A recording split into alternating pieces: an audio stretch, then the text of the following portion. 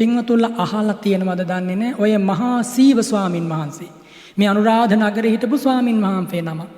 තාම පුතුජන භූමියේ 30000ක් ශිෂ්‍යයෝ හිටියා. ස්වාමින් වහන්සේලා 30000කට රහත් වෙන්න ධර්මයේ ඉගෙනුවා. භාවනාම කියලා දුන්නා. තාම පුතුජන භූමියේ. ඉතින් එක්තරා ශිෂ්‍ය ස්වාමින් වහන්සේ කෙනෙක් බැලුවා, රහතන් වහන්සේ නමක් බැලුවා, මගේ ගුරු උතුමන් වහන්සේ මේ තරම් දක්ෂයි ධර්මයේ විනය කියා දෙන්න.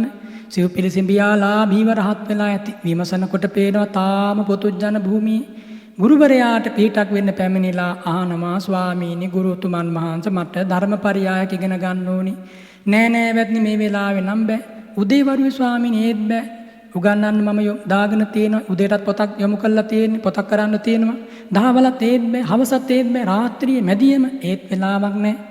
ආන්නේ වෙලාවේ අර ශිෂ්‍ය ස්වාමින් වහන්සේ ප්‍රකාශ කරනවා, ස්වාමීනි ස්වාමින් වහන්සේට මේ ශාසනයේ නිදහසේ පිණ්ඩපාතයක් කරගෙන ස්වාමින් වහන්සේට කිසියම් කර්මස්ථානයක් ප්‍රගුණ කරමින් කල් ගෙවන්න කාලයක් තිබිය යුතුයි නේද? ස්වාමින් වහන්සේටත් සැනසille ඉන්න වෙලාවක් තිබිය යුතුයි නේද? දැන් මේ ශිෂ්‍ය රහතන් වහන්සේ පුතුජන භූමියේ ඉන්න මහා සීව ගුරු ස්වාමින් වහන්සේට ප්‍රකාශ කරනවා. ඉතින් ඒ වෙලාවේ මේ ස්වාමීන් වහන්සේ නුවණැති කෙනෙක් කොහොමද නුවණ තියෙනවනේ, කල්පනා කළා මේ ශිෂ්‍ය නම මේ ඇවිල්ලා තියෙන ඇත්තටම දහමක් ඉගෙන ගන්න නෙමෙයි. මේ ඇවිල්ලා තියෙන මට පාඩමක් කමටහනක් දීලා යන්න.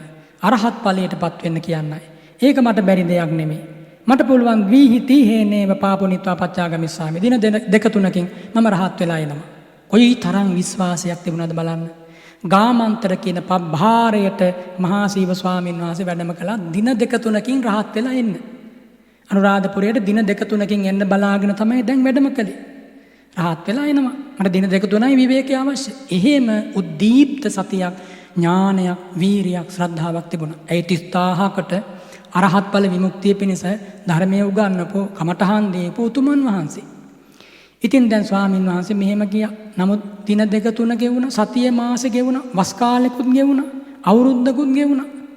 අරහත් ඵලයක්, අරහත් ඵල විමුක්තියක් ගැන සිහිසටහනක්වත් පේන මානික නැහැ. අවුරුදු 29ක් ගෙවුණානේ පින්වතුනි. දින දෙක තුනෙන් රහත් වෙලා එන්න ගියේ. 29 අවුරුද්දක් ගෙවනදා මේ ස්වාමින් වහන්සේගේ ශරීරයත් කුෂ වෙලා. උන්වහන්සේ තීරණය කළා මුලින්ම කවදා හරි දවසක සව් කෙලෙසුන් නසා රහත් වෙනකම් මම නාන්නේ නැහැ. කකුල් හොදන්නේ නැහැ.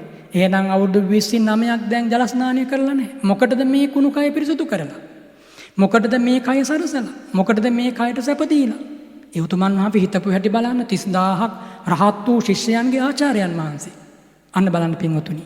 මහෝත්තමයන්ගේ චින්තන විලාසය ආශ්චර්යමත්.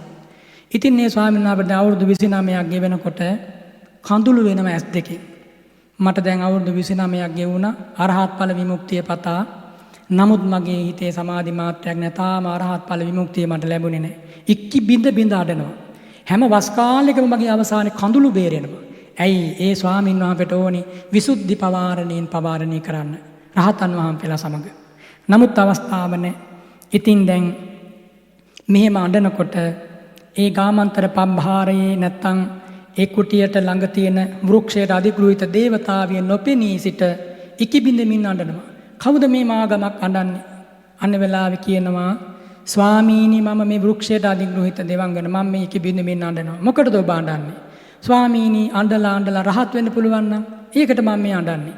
බලන්න පින්වතුනි ඒ දේවතාවියට කොහොම මේ අවබෝධයක් සහ කොහොම දිරිගැන්වීමක් තිබුණාද කියලා, කොච්චර සමීපෙන් උපකාර කළාද කියලා. නමුත් කවදාකවත් පෙනී ඉඳලා නෙමෙයි. අන්නේ වෙලාවේ මේ මහා සීව ස්වාමීන් වහන්සේ තමන්ටම අවවාද කරගන්නවා. බලන්න මේ දෙවගණකුත් ඔබට අපහාස කරනවා. අර ඇඬීම නතර කළා ආයෙමත් මාර්ගයට බැසගත්තා. මෙන්න මේ සතිපට්ඨානයට අන්නේදා තමයි ප්‍රගුණ වුණේ සව් කෙලෙසුන් නැතා සිව් පිළිසිඹියා ලාභීව අර දුක අවසානයේ පින්වතුනි රහත් වුණා. ආශ්චර්යමත් අද්භූතයි. අන්නේ වෙලාවේ සක්දේව් රජතුමා සිරිපාදෝවණය කරන්න පැමිණුණා. 30000ක් රහතන් වහන්සේලා අහසින් වැඩියා ගුරු ස්වාමීන් වහන්සේගේ සිරිපාදෝවණය කරන්න. සක්දේව් රජතුමා ඉඩ දුන්නේ නැහැ. දැන් අවුරුදු 29කින් නාපු නැත්නම් ස්පැම් පහසු වෙලා නැත්නම් ජල ස්නානය කරලා නැත්නම් කොහොම දුගඳක් ශරීරයේ ඇතිද හිතන්ට තැන. නමුත් ඒ ගඳ සක්දෙවිඳුට ගඳක් උනේ නැහැ, සුවඳක්. ආන්නක අරහත් ඵල විමුක්තියෙන් විමුක්තමත් හදවතක ඇති ගුණ සුවඳ, සිල් සුවඳ, විමුක්ති සුවඳ දෙව්ලොව වාරා සක්දේව රජතුමා තමයි ඒ සිරිපා දෝවණය කළේ.